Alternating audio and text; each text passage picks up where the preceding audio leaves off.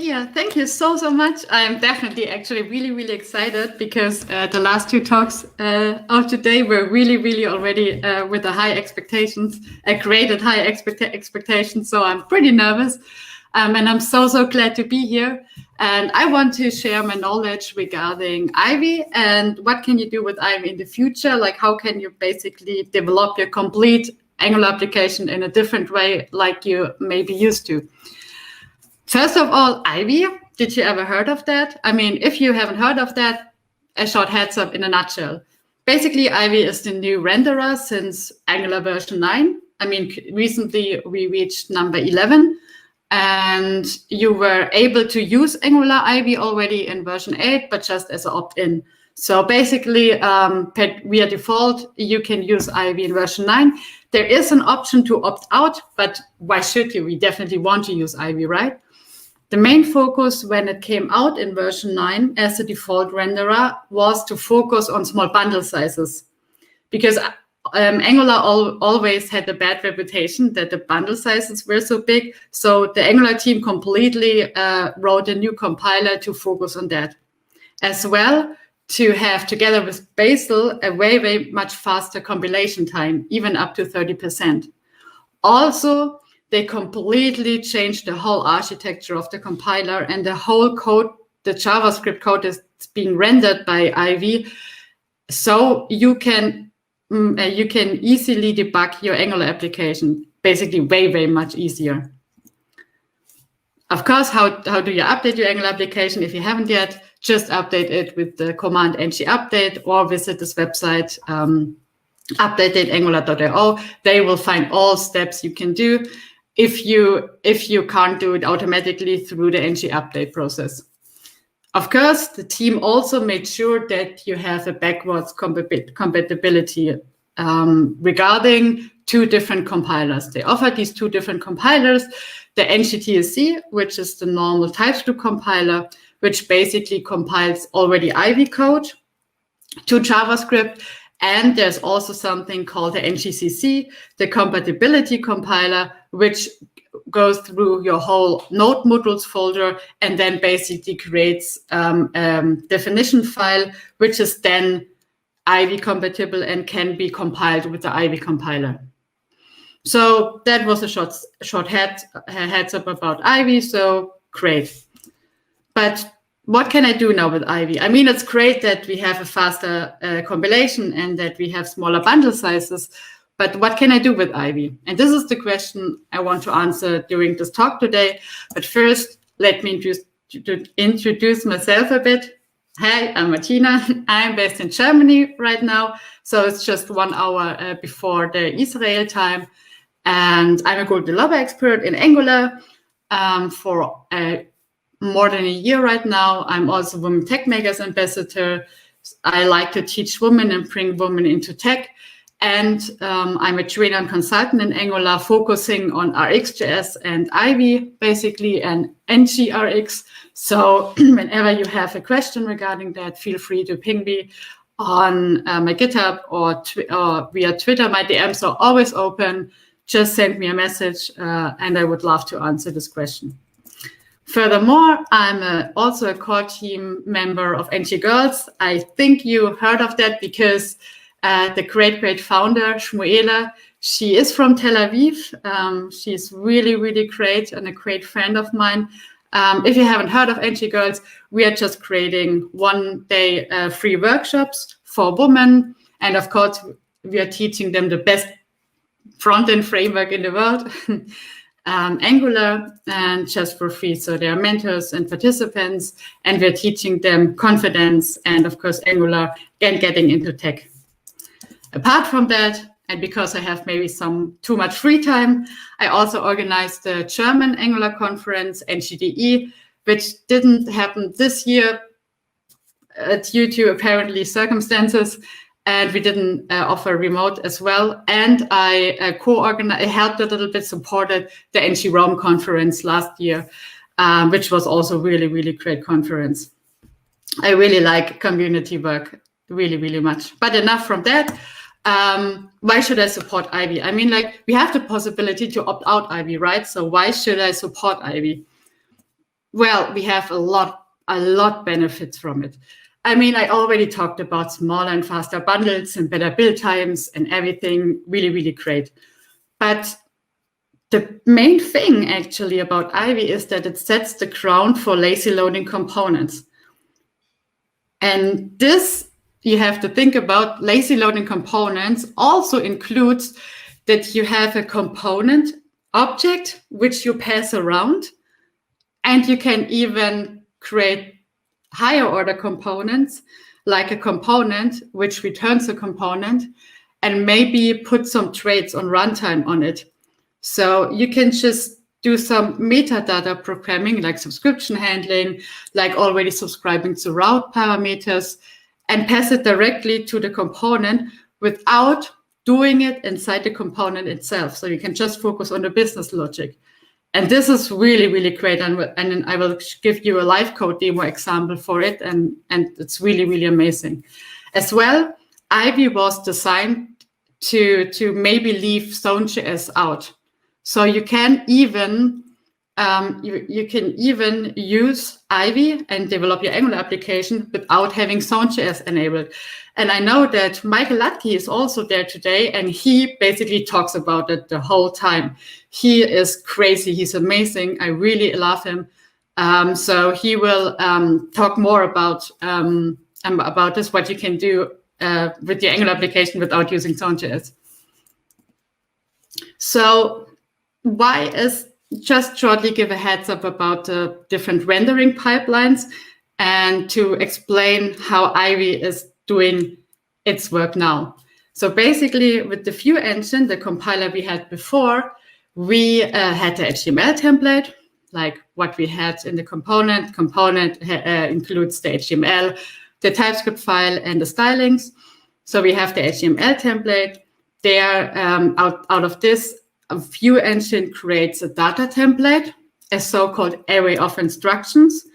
And then there is an Angular interpreter that takes this, which is in the core framework of Angular, takes this array of instructions, this data template, and then just calls the function, creates the function that are creating the DOM.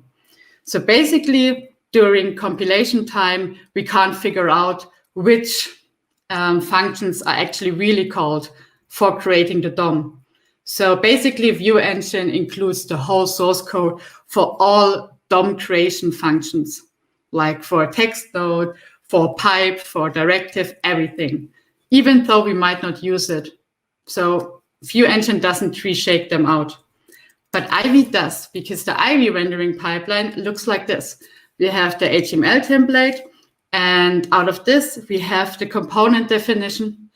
And this component definition knows everything about the component itself, how to be rendered, the metadata, its dependencies, everything. So the component basically, which holds the component definition, which is just one JavaScript file, basically calls the DOM creation function, the template creation functions on its own. So there you go. There you can know during compilation time which template creation functions you actually call and use and need. So there is it that we know during compilation time which function we need, and so we can reshake everything else out, right? So if you don't need a pipe creation function, why should be the source code compiled into the main bundle? And this is the main reason why Ivy basically has so much less bundle size, an Angular application that is compiled with Ivy, so much less bundle size regarding in comparison to the ViewEngine. When we have small apps, it's up to 30%, and in large apps, we have even up to 40%, and this is really, really great. This the stats were just announced by Steven Fluin already a long time ago when Ivy was first released on version 9. Of course, these numbers might already increase a lot. So yeah, great. Ivy is so much faster, smaller, easier. Everything is just perfect, right? But yeah, so what? What can I do with Ivy? tell us finally what the hell can I do now with it. So I want to give you 3 ways how to develop your whole Angular application in a different way with some live code examples as well. First, I want to show you how you can lazy load your component. You might know already that you can lazy load your modules, and you should for sure, because I just want to use a module. I just want to lazy load a module if maybe I click on a button and it's navigating to a site, which is the module, but I don't need the module if I don't click on the button, right? So we already have the pattern of lazy loading modules, but we now also can lazy load components. But how we do this? I mean, basically, this is kind of a syntax we are already familiar with, because this is the same promise-based syntax we have when we lazy load modules. But now we don't put as a parameter the path to the module. We just put it at the path to the component. And then we just save the component inside a variable. And then what we need is the component factory. Because the component factory of a component, that is the definition of a factory, gives us the component itself, right? So there's a component factory resolver service, which has a function resolve component factory.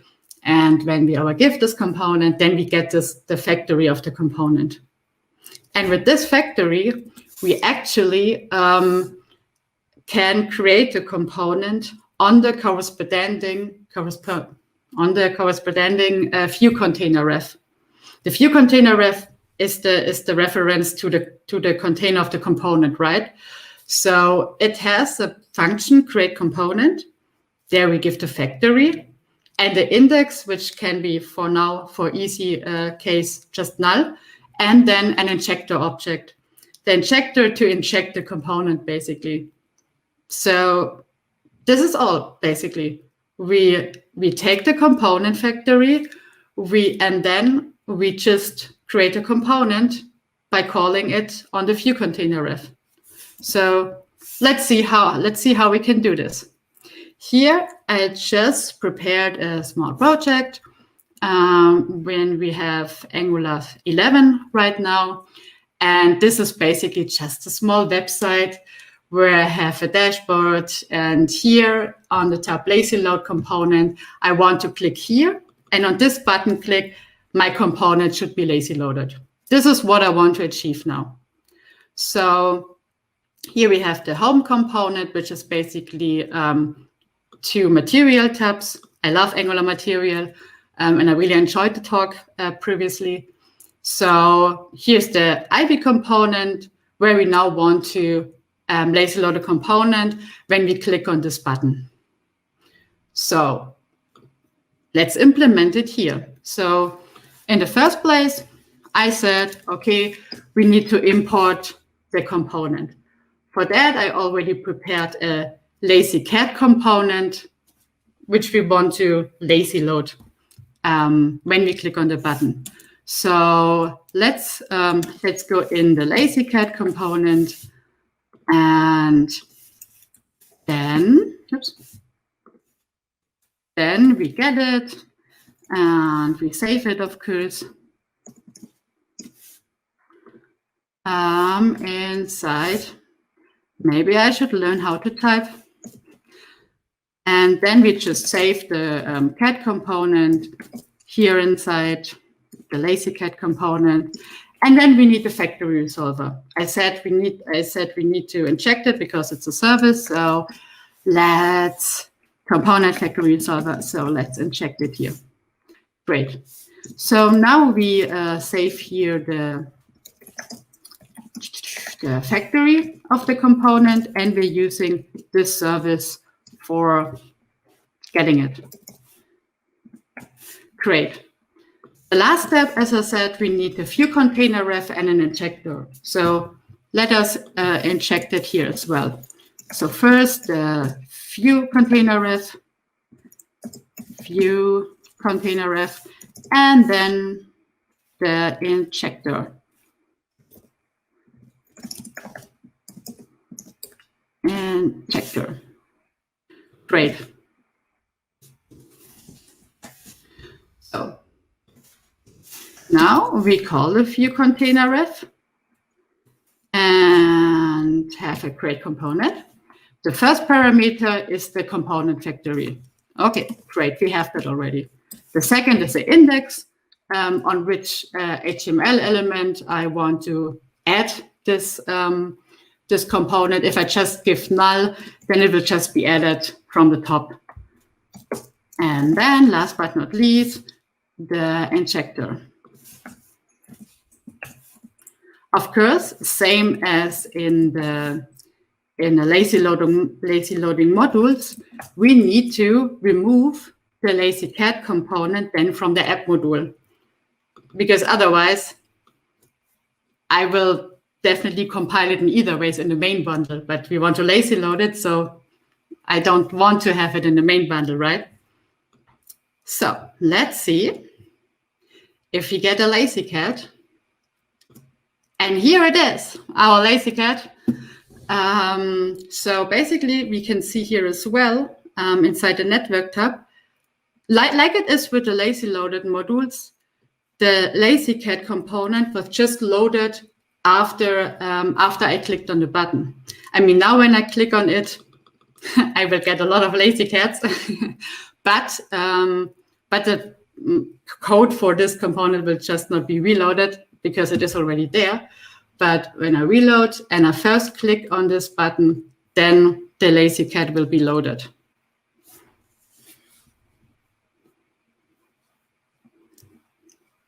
And this is it, basically. As well, if you want to maybe put it on a special div, like if you have a div here and you want to have it here, then you can just give it an ID, lazy cat, for example, and with a view child, you can just get this ID, and then what you need is to read it as not an element ref, so we have to define it with as a view container ref. So as a view container ref, and set the static to true, that you can exit it wherever you want. And then, of course, define the variable view container ref and view container ref. And then you, of course, remove this because you're getting the view container ref now from the view child, because you get this element back as a view container ref. And so it will work as well. But now we just don't put it as a, and we just don't put it like on any HTML element, but we put in it on the HTML element we defined here.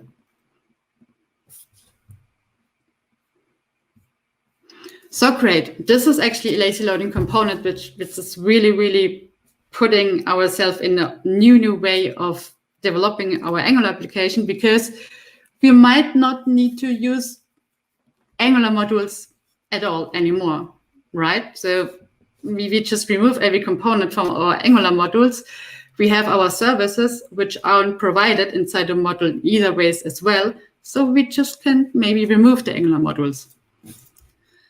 Higher order components is a small addition to that, because we have our components, and inside this component definition, inside a complete component, there is a static property which holds this component definition.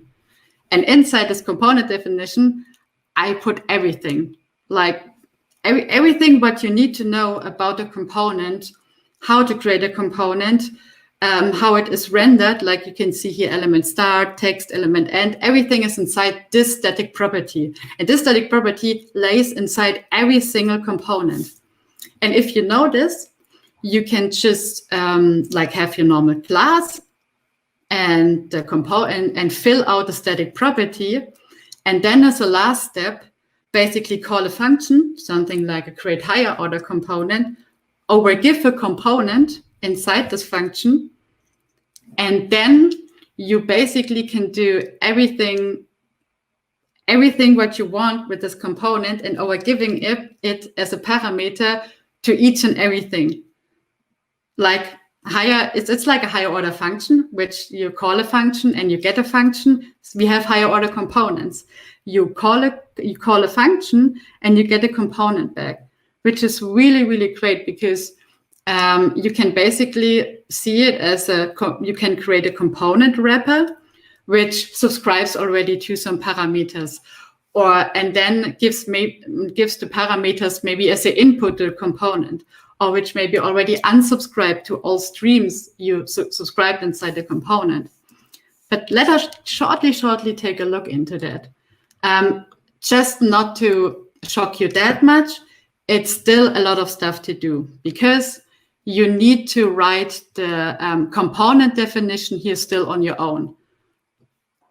But maybe this will change in the future as well. I just want to give you a short overview what might be possible.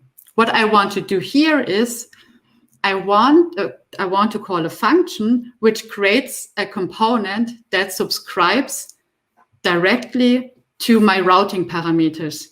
I mean, you know, we have this activated route service, and whenever we call a URL, like here in the app routing module with, for example, an ID, the cat ID, apparently, it can't be something different, we need to plug this cat ID out of the activated route params.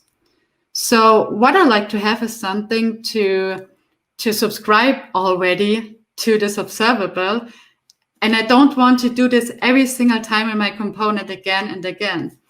And this is exactly a use case for a high order component. We already subscribe to it inside a high order component. We are creating just with our component definition and everything we created here. And then we do everything inside this higher order component what we need to do, like subscribing to the route params. And then as we get the component, this is like the inner parameter over here, we get the component. And there, I will just scroll straight to it. We take the definition out of it, and then we just over giving all the parameters as an input to the new component. Don't get too confused about all the other things what are happening here. As I said, it's still a little bit complicated what you have to do. And they already, I have a repo I can share later where this is inside. So you can look at it calmly, but maybe you get the idea. So basically you create this component definition on your own, where you use the component that is overgiven to set then the params, for example, inside as an input. And then inside the cat component, I just shortly split it that you can still see the old one. We have an input of the cat ID and nothing else. And here inside our higher order definition, we just put everything as an input parameter to the cat component. So for example, if I now say, okay, I want to have cat and the cat ID like 11, I get the ID from my routing directly inside the component, but as an input.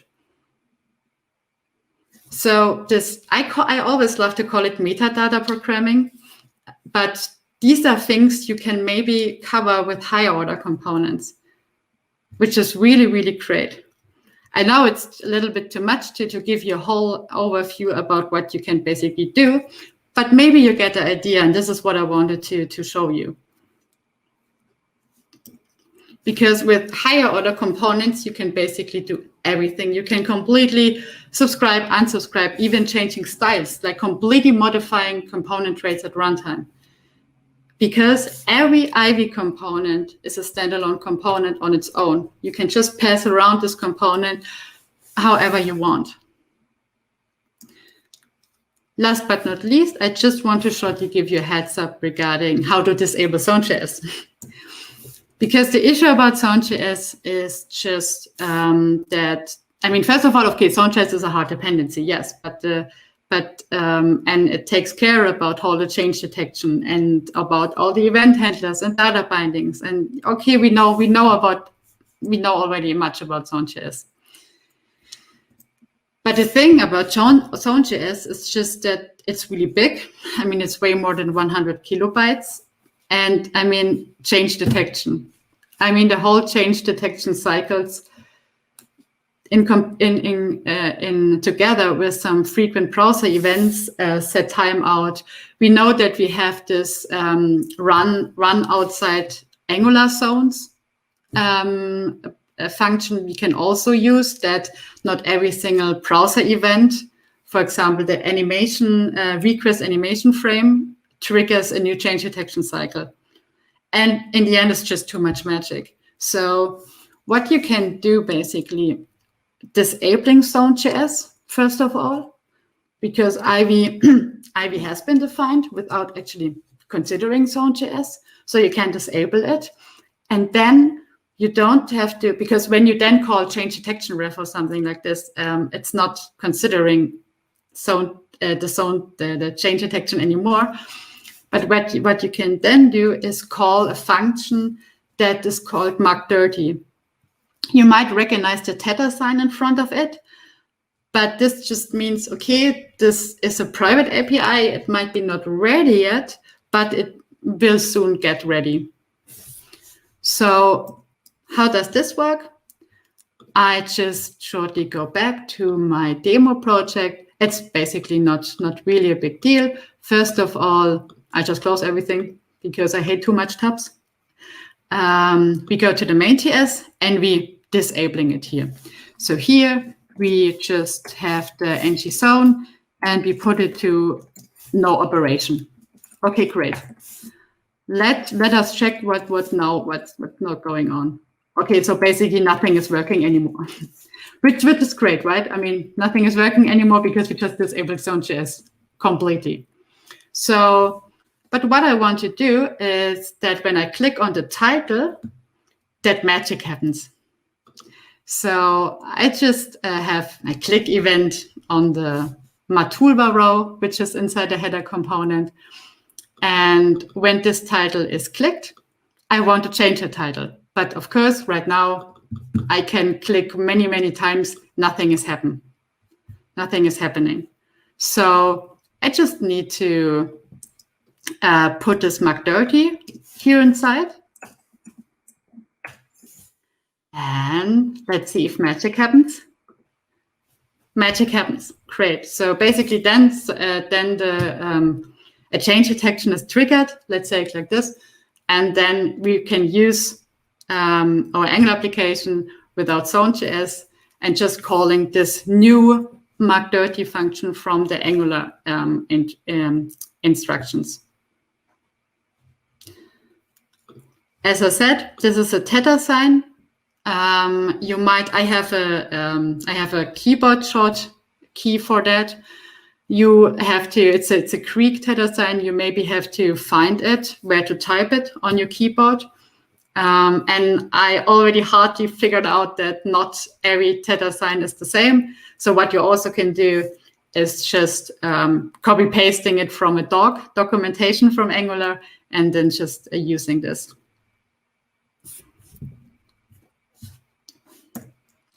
So great. I really, really hoped. I mean, 30 minutes are really, really less time to give you a complete overview about everything what you can do with Angular. I will share a repo. I will share a repo afterwards inside the Slack channel and will be free for answering any kind of questions, of course. But basically, Ivy is an enabler. Of course, it was designed in the first place for having smaller bundle sizes.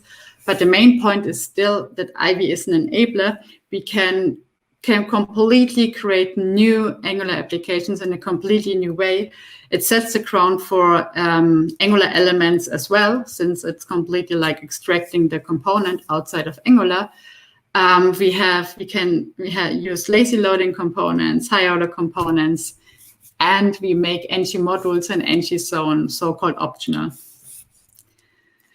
So I hope I didn't rush that much through. I was quite nervous, to be honest, but you will find my slides here. I also post them on Twitter and on the Slack channel, of course. Ping me anywhere you want. I will definitely be free and open for any kind of questions now, and will definitely directly afterwards looking inside the Slack channel if you have any questions. So thank you so much, Toda. Thank you so much. Thank you for coming.